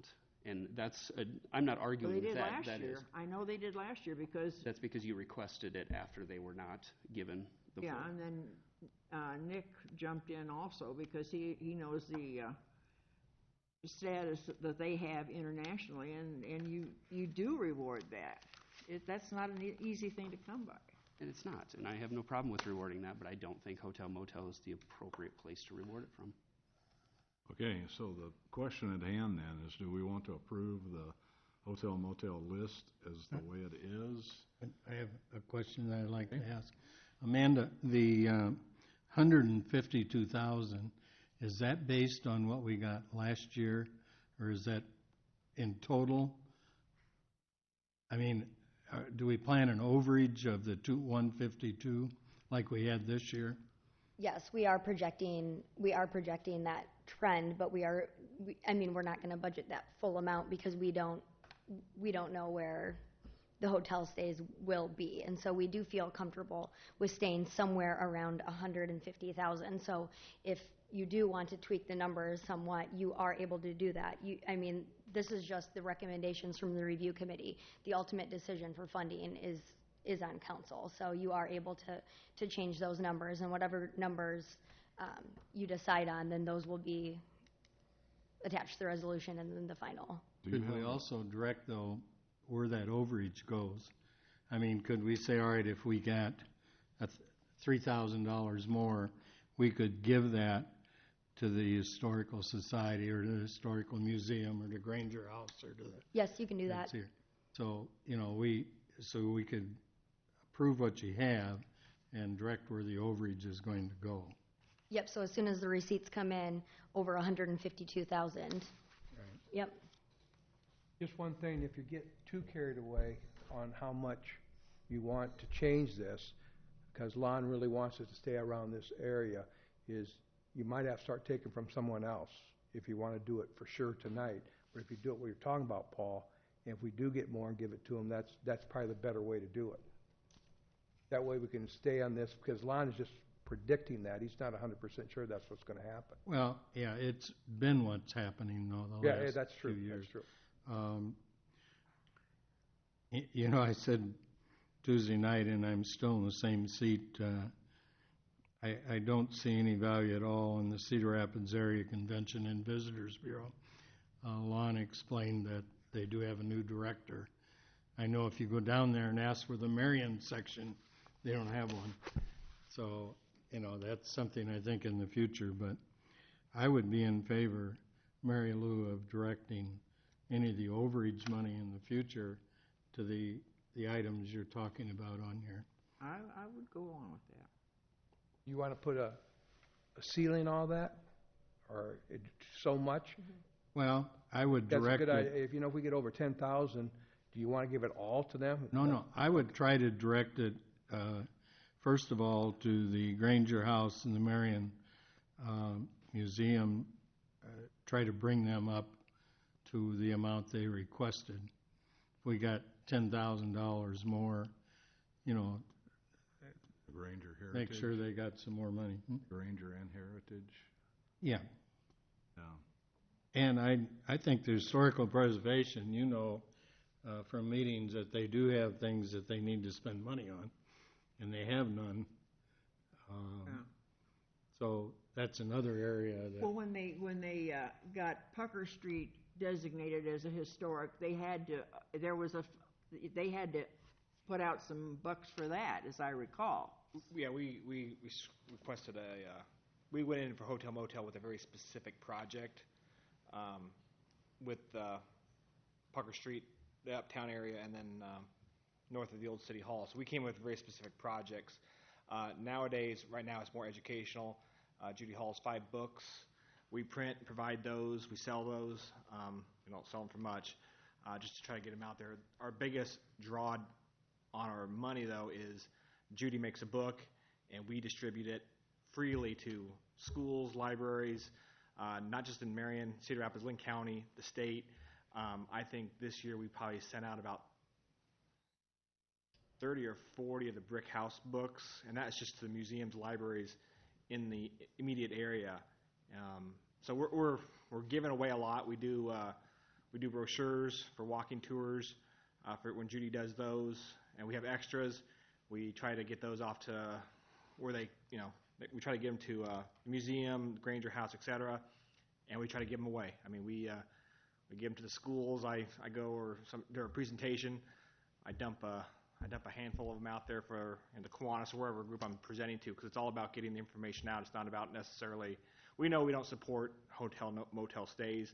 We feel we're a part of that. We're not generating the stay, but if people are staying, hey, maybe they're coming down to walk in our historic district. But we're not causing that overnight stay, and we know that. I think Judy, and I talked to Judy before the meeting, her big intent is, regardless of funding tonight or not, we have a little bit of money left over from last year that we carried forward. We feel we can operate under it this year, and then next year we'll be working over Lon and City Council for $500, $1,000 for a budget item, so we don't have to request this money every year and put it where it belongs in the organizations that actually generate hotel motel stays. So we're not hurt by not getting the award. We knew the day was coming, but we just wanted to make sure we're not forgotten about. And I think Judy really would like to see us just get a budget item every year. We try not to spend it, but we do spend some on printing, and we just want to be able to do that without having to beg a committee every year for it. So, but we're happy with the zero. We're not upset by that at all. I think Judy was. We know we can operate this year, and it's just a matter of not having to go through this process next year or future years. I think, Your Honor, part of the problem, and it multiplies. The Granger House and the Heritage Center split up, and they're separate entities now. And it couldn't have happened at a worse time to cut them back on their dollars, because yes, they, like some of the others, use some of these funds to operate, to keep the place open. So I would, and I don't know how we do that, if we just ask that at a different time, Amanda, or if we figure out how we can get, if we do have an overage money, how we can get it in their column. So we receipt in hotel motel dollars on a quarterly basis. So if we were to go above 152,000, we wouldn't probably see that until the fourth quarter. So probably around a year from now is when we'd realize any overages. So I don't know how soon those funds would need to be assigned. And so as was discussed on Tuesday, Lon said that there wasn't, we could look for alternative funding sources elsewhere in the budget if need be. And if we were to do that, there's potential for finding those funding sources before, the fourth quarter. Both bring people to town. You'll see buses at both locations. So I think this is a fund for them, but I wish you'd seek and see if there's any other areas that we might be able to also fund. So what? I was on that committee, may I? Sure, go ahead. Kay Lammers again, 28 22nd Avenue in Marion. I was on the committee that stirred up all this. Could you clarify, we don't have to give 100% of this lost option sales tax to people who just bring in overnight stays. I mean, we're giving money to the chamber for Christmas in the Park and other things. Those people don't stay all night, but they're getting a big chunk of money. We're giving them money to put Christmas decorations up, which is tax dollars, and those Christmas decorations don't bring in overnight stays. So I don't know why we're making such a big deal out of this, but I think only a certain percentage has to go to things that have overnight stays. Am I wrong? Yep, and so that is 50%, but the hotel motel grant program that was established many years ago, I think 2008 is when it was established, the criteria for reviewing the grants. And so the criteria that was established was based on bringing visitors in and increasing hotel stays. So it was a point of discussion during the review committee's meeting that perhaps we look at those funding criteria, those review criteria for the upcoming years, and maybe break it out so there's two different categories going forward. But as it stands, the review criteria was set for this year already. But I remember years back that we also gave these monies to the boys and girls baseball programs. Yep. And they bring people, but I don't think they're overnight stays. So you've already set a precedence. Thank you. Thanks. So the question is do we want to approve it the way it stands and then modify it for do it later on when we see that the additional funds have come in? Yes. Okay. Well, Yep. then, Is that a yes on that? Pardon me? Well, I would defer to you on that. so you Well- want to just wait till, I think if we can get a pledge from our quasi-city manager and the real boss at that table over there, that's what we'll do. yeah. Incidentally, the real boss is on your right. No. I mean, I could make a motion that we do I that. mean, I don't to think we amend have this to. one. I don't think we have to make a amendment to it. I think we'll just, you know, if we see overages. to do that. Yes, right. That's what I'm getting at. Well, then, but you have to, you have to vote on this resolution before you can direct staff. Right, that's Okay. correct. So, no other discussions then? This is a move to approve resolution number 24742. All those in favor? Aye. Aye. Those opposed? No. Okay. So, then we will direct staff then to look at overages and see where council wants to apply those overages in a future date. No, technically not, because this has passed. Yes. So therefore, unless you're going to do that, then you have to go back and move to amend this resolution, right, Ann? No, because what you've done is you've resolved to give them a certain dollar amount overage, then somebody's gonna have. But that has to be an amendment to this, it doesn't? Dollar amount to be given out. If I have more money than that, then I gotta figure out what to do with the more money, Well, I think they know what our desire is. Okay. Right. All right. Can we go on then? Please. Somebody, would you take this one? Yes, this is resolution number 24743, approving partial payment number 17 to Martin Gardner Architecture for professional services associated with the Downtown Revitalization Program in an amount of $700. Second. Moved and seconded. Any discussion on this? All those in favor of resolution 24743 signify by saying aye. Aye. Those opposed? Motion carries. Again, Mr. Crawford. This is resolution number 24744, approving master services agreement with Imon Communications for 100 megabytes internet fiber connection at the city's Involta location in an amount of $900 a month. Second. Moved and seconded. Chief, is this part of the going with the Imon backup? Is that what this is part of? This is for, my understanding, this is for, the internet is so slow, and what we had to do, we needed to speed it up, and we didn't really have a contract with Imon to do that. And so what we're doing now is getting that so we don't have that issue anymore, and that's what this is for. And we had to get approved by council because it is going to be a contract with them. Okay, all right. Any other questions on this? Resolution 24744. All those in favor signify by saying aye. Aye. Aye. Those opposed?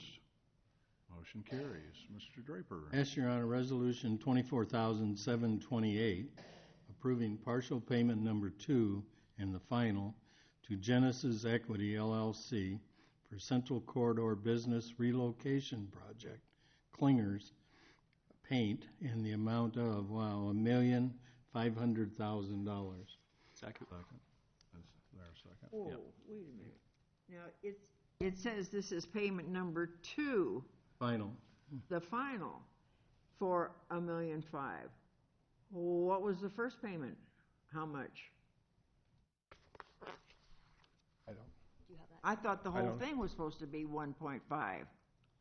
I know, what I know about this, and Amanda's going to look it up, is that they have achieved all their milestones that they were supposed to in order to get this, so all the requirements are done, and we still get the setback the right of way on there on 6th Avenue. But to be honest with you, how fast she gets that up here. I'm not sure what the first payment was. I wasn't here for that. Well, my understanding was that the whole, The whole thing was like 1.75 or something like that. Yeah, the development agreement called for 1,750,000. well, I've got paperwork that We says made the first payment of 1.5. 250,000 quite some time ago, and they fulfilled their obligations on the rest of it, so there's no reason to deny not paying it. Well, what I have is a 1.5 million, and that was the original total amount. Well, then somebody. Maybe you're gave the just wrong paperwork. mistaken, Marilyn. Or what? Maybe you're mistaken. What? Maybe you're mistaken. I still didn't hear that. But you have some nerve. So is there any other discussion from council on this? Have you found it, Amanda? I just now connected, so. No, that's fine. Part of that slow internet. Okay. Okay, this is resolution 24728. All those in favor signify by saying aye. Aye. Aye. All those opposed?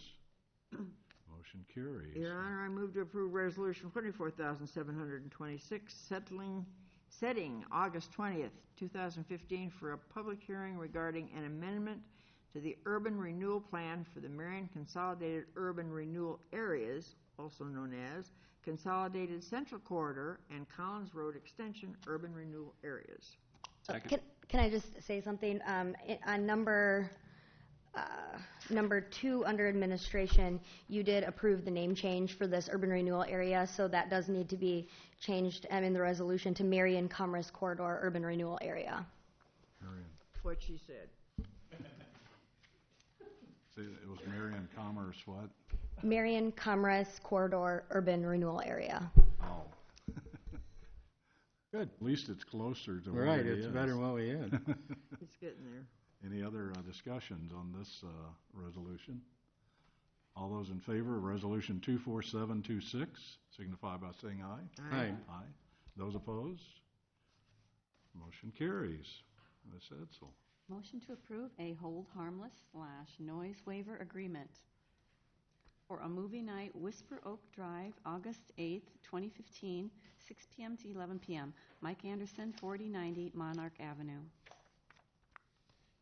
Second? Moved and seconded. Any discussion? Well, the request was for 6 p.m. to midnight, but some of that was tear down, but I don't know, is this any complaints from the neighbors? If we get that, we'll deal with it. They have been told that just because they have a noise waiver does not mean that they can be as loud as they want. That only gives them 10 decibels is all it gives them. And they're aware of that, so hopefully we will not have an issue. But if we do, we will deal with it. Okay. Okay, any other discussion on this? All those in favor of this motion signify by saying aye. Aye. Those opposed? Motion carries. Discussion time. Yes, you know I do. On the consent calendar, 20C had to do with the preaching in the park, and I questioned Tuesday if the merchants in downtown Marion were aware that they're projecting 1,000 people in this area, and it's on a Saturday from 9 a.m. Their setup time from 9 a.m. and to 10 p.m. And although the event is scheduled from 4 to 7, if there's that many people in the park, I don't know what they're going to do about traffic control. Are they aware that the mall parking is private? It's not general, or having somebody from the fire department there as far as an EMT in case there's a medical emergency? I can't speak for the fire department. Deb can probably handle that part. What I can speak on the police part is we have talked to them. They understand the situation. I understand what's going on. We've had up to 2,000 in that park, and we haven't done anything with the traffic before. So I'm not even really worried about that. So it's 3 hours. This is a preaching thing. I'm hoping there's not going to be a whole lot of alcohol there. That's usually when we put the officers there. when they're in the park because they're drinking alcohol and partying, having a good time. I'm hoping that's not what this is all about. But what I did tell them, that we would have our bike patrol and some of our people go in and out of there at no charge to them, and then next time, if it becomes an issue, they'll either get denied or we'll make them have officers out there at all times. Or isn't the possibility directing them to a different area rather than Public Square Park? That's kind of up to parks whether they want to do that. We just take care of the law wherever they're at. So you're giving them this time as kind of an experiment or That's what I'm doing. I'm not sure what he's doing. If I could, Your Honor, we don't, specify park when someone asks to rent a facility. That's kind of up to them. We talk to them about the quantity of the area or the space that that it can hold. As the chief said, we have up to 1,000, 2,000 people up at City Square Park at any given time. So the use that they were asking for is appropriate for City Square Park and the depot. I also did contact Mr. Morris also and talk to him again about it. This is the first time that he's done a program like this. This is anticipating that maybe up to 1,000 people. When I talked to him the other day, I think more realistically it could be 500 people. It is a prayer event. It's going to take 3 hours. They're going to serve some hot dogs. I really don't see an issue with it at all. Well, the only thing I guess my concern is if they were like at Lau Park, I mean, they're not going to impact businesses, within the immediate area, and I think that's what kind of bothers me. And again, there's a huge difference in price point between renting City Square Park and renting Lau Park. You're talking a few $100s to rent City Square versus $1,000 plus to rent out a Lau. So that has to be taken into consideration But I'm charging admission. I do have another thing. I would like to read this to you because I found this, and I thought it was in the Code of Ordinances, but it's not. The council is the governing body of the city. The city manager is its agent in carrying out the policies established by council and ensuring that all departments operate efficiently and economically. Now then, we have a city manager sitting here who happens to be the chief of police also, and we don't have a library director who said he'd be here. Can we direct him to go get the... I'm not really sure what happened with that. I'll have to be honest with you. That's what I was told he was going to be here. I will talk to Lon and find out what happened, but the last I heard right before that he was supposed to be here, that's all I can tell you. Well, it just kind of ticks me off that, it just, well, I don't think I'll go because I don't have to, because it's the library board's my rule. No, well, we are the ruling body. What I can promise you, Mary Lou, is that I will talk to Lon, and, he's in charge of, and if there's any discipline, he'll take care of it. That's all I can say, and hopefully he has a good reason. I don't know what's going on with it. If I did, I'd tell you.